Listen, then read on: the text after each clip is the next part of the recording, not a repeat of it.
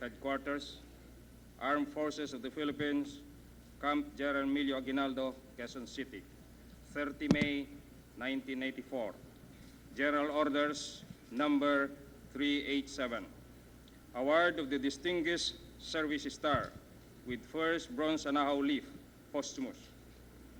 Pursuant to paragraphs 3C, 8A, and 10, Section 1, Armed Forces of the Philippines Regulations G131-052.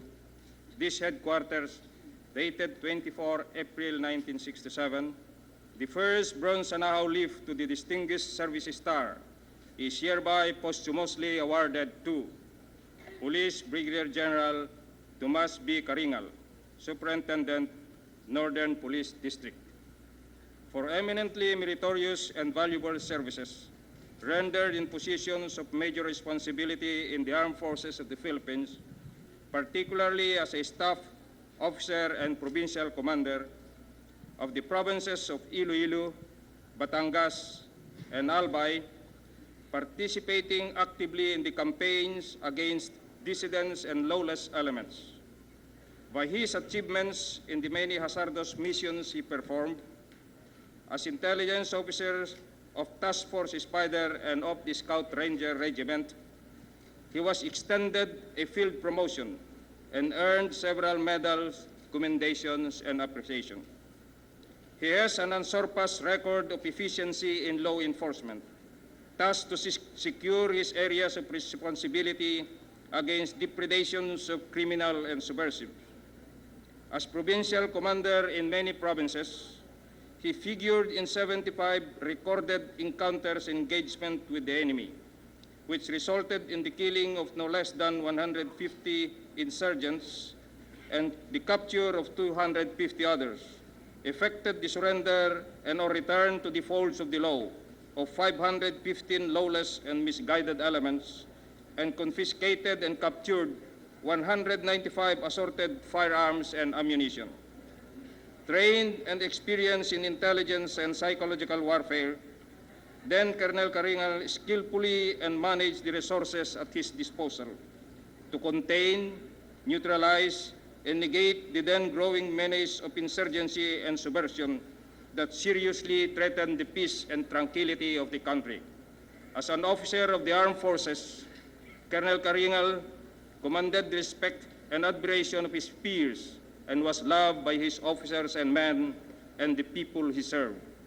By these accomplishments, Colonel Tomas B. Caringal, who later became Brigadier General of the Integrated National Police, earned credit and distinction not only for himself, but also for the Republic of the Philippines. Next of kin, Mrs. Catalina C. Caringal, Don Severino Estate, Corner Doña Lucia Doña Carmen Heights of Division, Quezon City, by command of General Ver.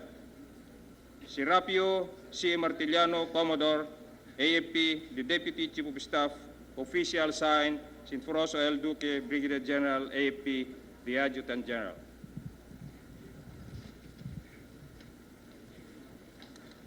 General Fabian C. Ver, the other commanding generals of the Armed Forces of the Philippines, the First Lady, Madam Imelda Romualdez Marcos, awards posthumously the Distinguished Service Award to General Tomas Caringal in the presence of his wife and children, Catalina Cananea, Victoria Bonicelli Milagros, Jesus Alberto, and Eduviges.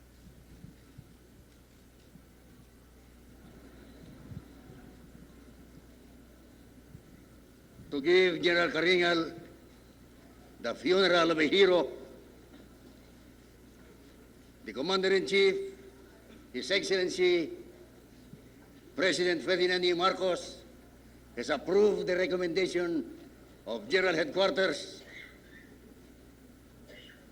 to bury General Caringal at the Chief of Staff plot of the libingan ng mga bayani at Fort Bonifacio at high noon tomorrow.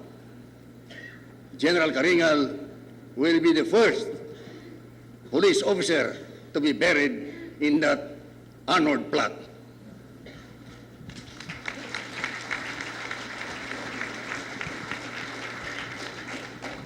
The award given to General Karingal posthumously adds to his other awards and decorations his Distinguished Service Medal, the Military Merit Medal, the Halo Campaign Medal, and the Hook Campaign Medal, together with the Honor Medal for the Bureau of Customs.